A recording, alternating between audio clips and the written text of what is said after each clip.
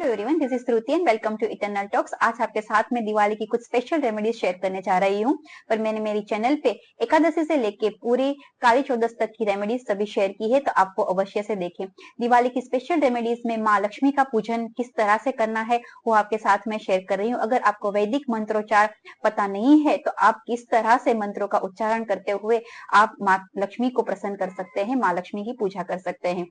आपको क्या करना है, दिवाली के दिन सबसे पहले अपने घर की मेन चौखट है, जो मेन आपका एंट्रेंस है, उसको अच्छे से क्लीन कर लेना है और उसके बाद वहां पे स्वास्तिक करना है और वहां पे आम के पत्ते का जो तोरण आता है वो आपको वहां पे लगाना है। उसके बाद अपने घर में आपको अच्छे से वहां पे एक जहां पे पूजन करना है वो जगह को क्लीन कर लेना है, गंगा जल से वहां से उसको क्लीन करना है। और सबसे पहले आपको कलश की स्थापना करनी है। कलश की स्थापना में आपको क्या करना है, कलश को एक चावल पे रखना है और उसके बाद उसमें अच्छा सा पानी भरना है, शुद्ध पानी भरना है और शुद्ध पानी के साथ आपको उसमें थोड़ा सा गंगा जल भी मिलाना है। उसके बाद आपको उसी कलश में एक कोड़ी, एक आपको कमलगट्टा, एक इलायची और एक गोमती चक्र उसमें डाल देना है। ये करने के बाद वो जो पूरा कलश है उसमें आपको 5 पान के पत्ते, कौन से पान के, आम के पान के पत्ते आपको रखने हैं और उसके बीच में आपको एक अच्छा सा जो अच्छे से ओपन हुआ हो वो कमल आपको उसके बीच में रखना है। और ये रखने के बाद अगर आप मैरिड है तो आप उसमें अपना मंगलसूत्र है वो आप वहां पे रखोगे और उसके साथ एक चांदी का सिक्का रखोगे। अगर आप अनमैरिड हो तो आपको वहां पे सिर्फ चांदी का सिक्का रखना है और उसके साथ आपको उन्हीं वहां पे ही उनका पूजन करना है, हल्दी कुमकुम और चावल के साथ।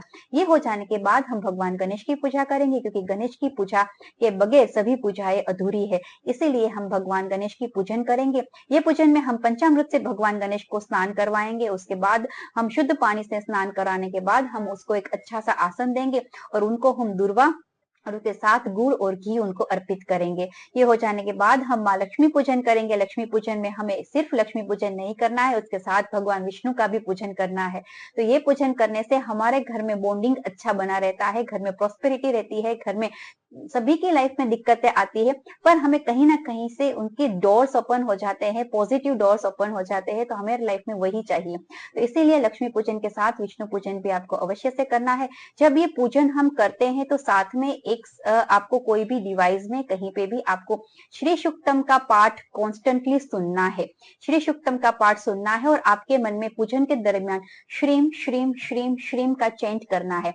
ये हम करेंगे। तो उसके बाद जब हम पूजन शुरू करते हैं तो माँ लक्ष्मी और भगवान विष्णु को हमें सबसे पहले पंचामृत से स्नान करवाना है। उसके बाद हमें एक छोटे से पात्र में थोड़ा सा शहद लेना है, उस हल्दी, गंगा जल और थोड़ा सा केसर मिलाते हुए उसी से हमें भगवान विष्णु की और माँ लक्ष्मी को फिर से उनको स्नान करवाना है। और उसके बाद हमें शुद्ध पानी से स्नान कराते हुए उनको आसन देना है। आसन कौन सा देंगे, तो हम पान के पत्ते के ऊपर पीले चावल यानी कि हल्दी से रंगे हुए चावल को बिछाएंगे और उसके ऊपर भगवान विष्णु और माँ लक्ष्मी को विराजमान करेंगे।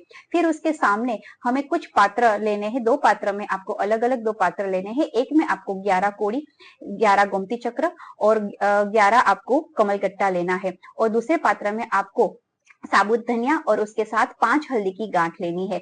ये पात्र आपको वहां पे रखने हैं। जब पूजन हो जाए और हम माँ लक्ष्मी को भोग धराएंगे, भोग में हम क्या करेंगे, तो भोग में हम वहां पे चावल की खीर या फिर मखाने की खीर माँ लक्ष्मी को हम अर्पित करेंगे। ये हो जाने के बाद बहुत ही इंपॉर्टेंट है कि आप अपने घर की लक्ष्मी की पूजा करना ना भूले। जी हाँ, आपके घर की लक्ष्मी यानी कि आपके घर की बहू और बेटी, वो आपके घर की लक्ष्मी है।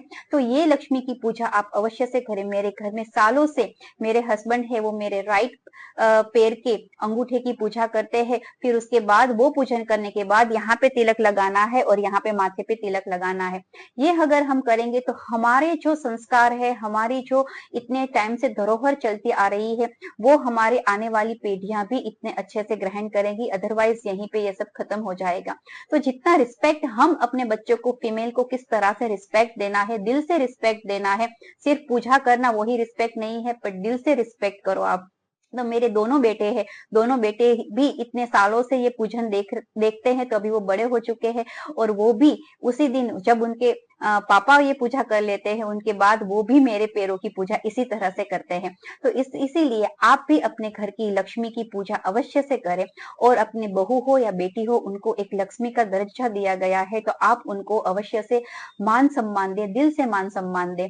तो ये पूजा करने से आपके घर में बॉन्डिंग तो बनती ही बनती है, पर आप ये लिख लो कि आपके घर में आने वाले सालों में कितनी अच्छी प्रॉस्पेरिटी और आपकी हेल्थ और वेल्थ दोनों बनी रहेगी। तो इसीलिए ये पूजन करने के बाद आप अपने घर की लक्ष्मी का पूजन अवश्य से करें।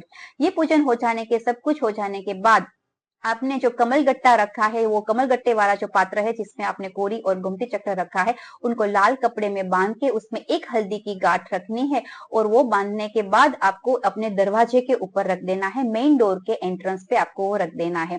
उसके बाद जो हमने धनिया के बीज लिए हैं, वो धनिया के बीज को या तो आप किसी मिट्टी में डाल के आप उनको ग्रो कर सकते हो, जब उसमें से धनिया ग्रोथ होता है तो आप उसको रसोई में यूज कर सकते हो, या फिर उसका पाउडर बना के आप अपनी रेगुलर रसोई में भी यूज कर सकते हो, जिससे पूरे साल आपके घर में प्रॉस्पेरिटी बनी रहेगी।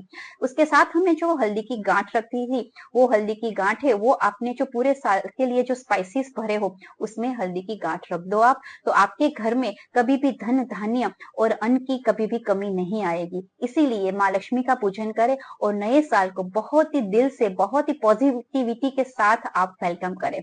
आप सभी को दिवाली की हार्दिक शुभकामनाएं, आप सभी को शुभ दीपावली, और थैंक यू फॉर वॉचिंग।